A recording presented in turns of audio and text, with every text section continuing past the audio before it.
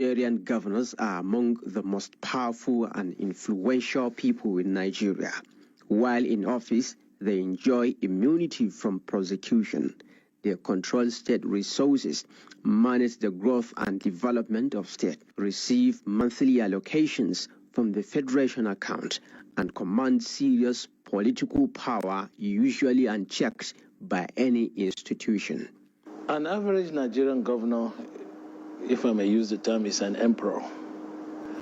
Even though he was voted by democratic means, using democratic processes, but his rule over the states that he governs is not up to scratch in democratic processes.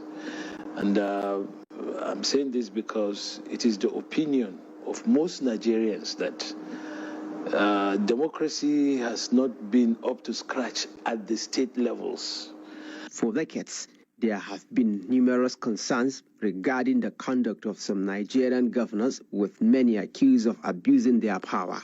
Consequently, deputy governors, local council chairmen, and state House of Assembly members have often been reduced to proxies dancing to the tunes of the state chief executives.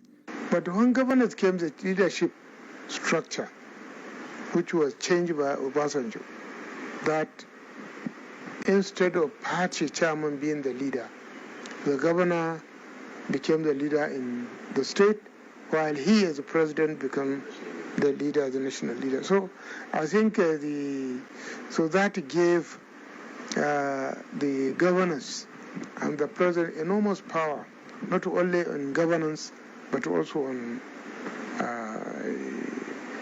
in the party. Certainly by 2003, you can say most of the people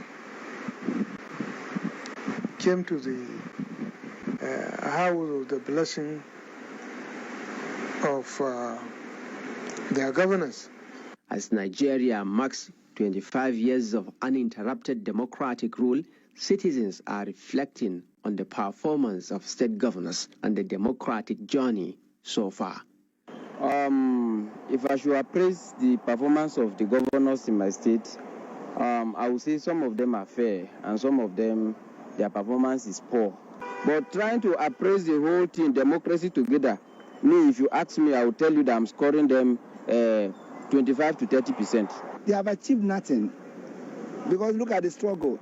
Look at our children. They made them of no value. There's been a drastic improvement, because if you go to Osun State now, there are lots of development in terms of infrastructure, in terms of youth empowerment and advocacy. There's been a lot. But even though the state is not in the state where it's supposed to. While allegations of misconduct and corruption have plagued many Nigerian governors, only 6 have been convicted in the past 25 years, with even those convictions often resulting in lenient or overturned sentences. Dipre Alamesia, who served as the governor of Bayelsa State from 1999 to 2005, was convicted of money laundering, but served only a short prison term. Lucky Igbinidion, governor of Edo State from 1999 to 2007, was convicted of embezzling 2.9 billion naira, but was released after paying a fine.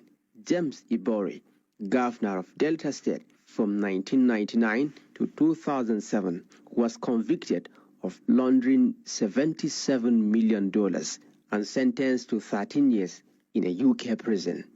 Similarly, Jolly Yami, governor of Taraba State from 1999 to 2007, was convicted in 2018 for diverting 1.64 billion naira from state coffers, sentenced to 14 years in prison, later receiving a state pardon. Joshua Darie, who governed Plateau State from 1999 to 2006, was also convicted in 2018 for misappropriating 1.162 billion naira. He was sentenced to prison but was subsequently granted a state pardon. These cases highlight the challenges in holding governors accountable for corruption and misconduct. despite the persistent allegations against many of them.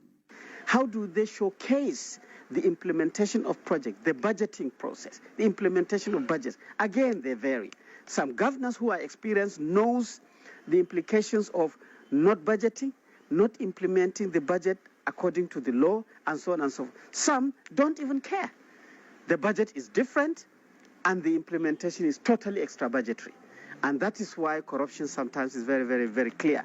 When you budget something, you don't implement it, and you implement something that you have not budgeted, it's very easy for people to pick the gaps. And that is why catching governors on corruption is very, very easy in this country. So, in a summary, the performance vary, but there are some few governors who have performed very well.